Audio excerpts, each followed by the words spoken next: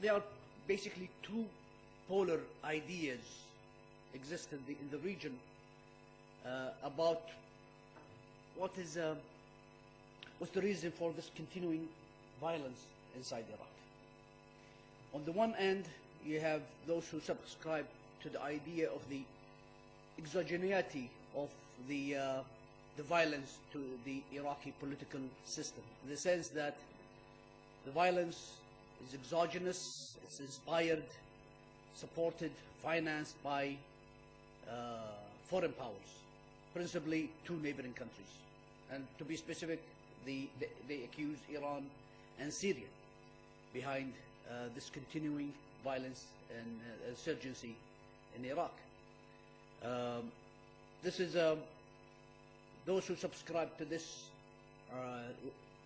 theory, if you will, or this hypothesis.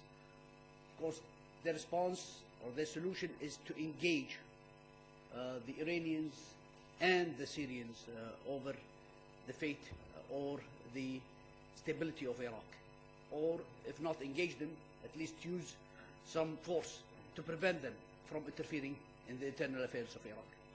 That's one end of the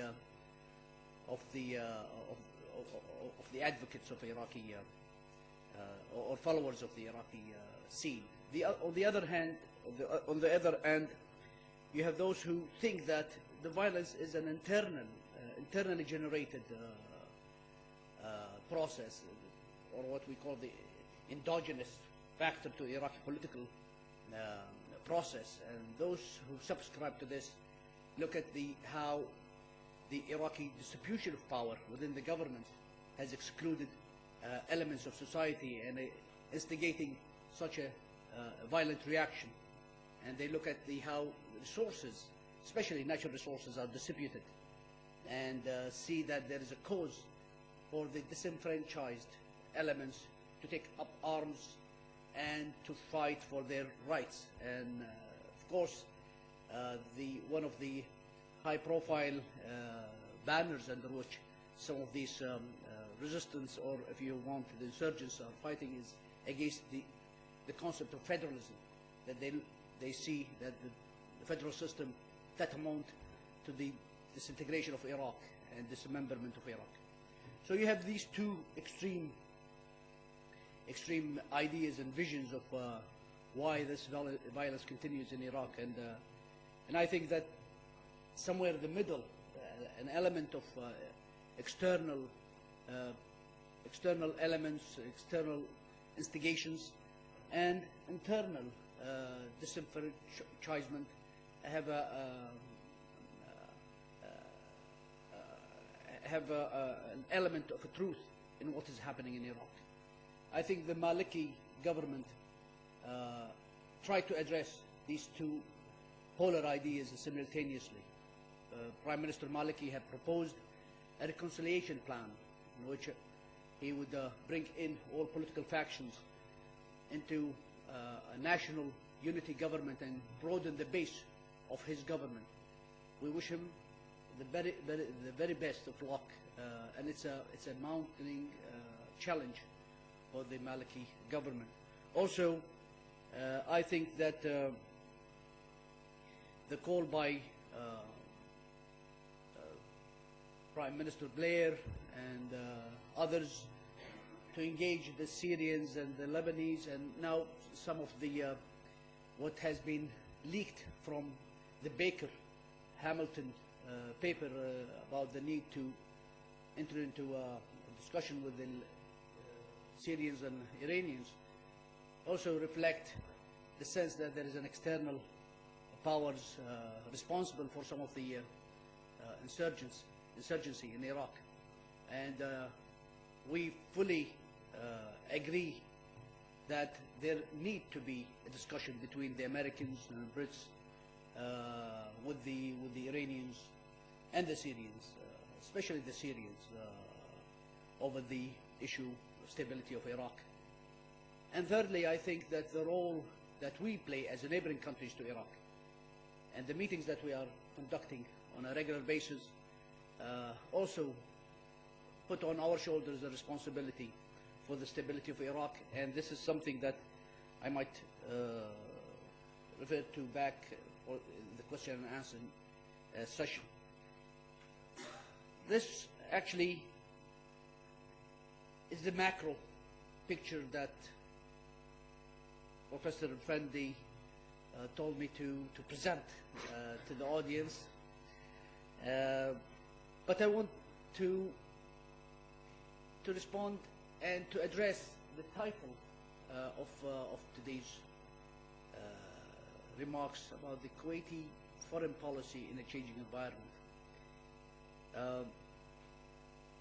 The Kuwait foreign policy and diplomacy evolved throughout the last 3 years, and I say 3 years specifically because there has been a significant development in our region 3 years ago, and that is the collapse of Saddam Hussein's regime. The post-Saddam era has represented a fundamental shift in the dynamics of our region and have changed quite patterns of behavior and norms of relationship that existed prior to the collapse of the Saddam regime. It has ushered an era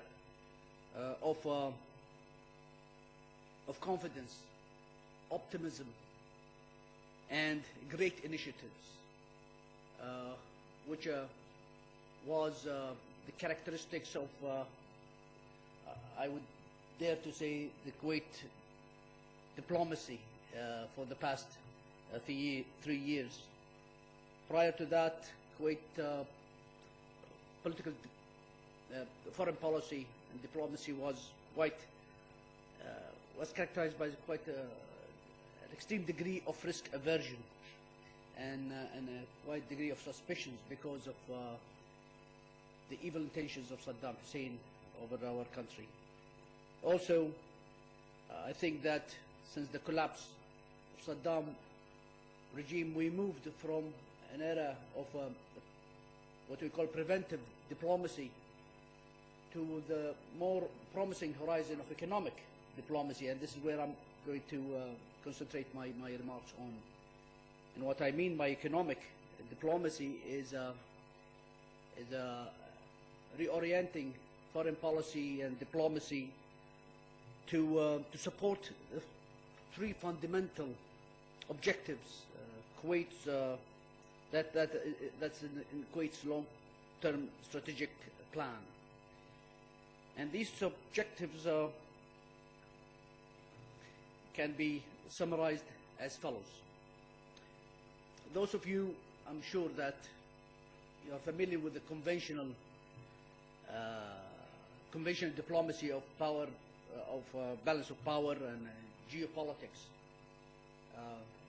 What we term the economic diplomacy is really moving from geopolitics to geoeconomics, in the sense to maximize the value of your geographic location for a national economic objective. Historically, Kuwait has been a very vibrant trading center that links the east with the west. It's at the farthest western end of the Silk Road that emanates from China all the way across Central Asia to the Middle East.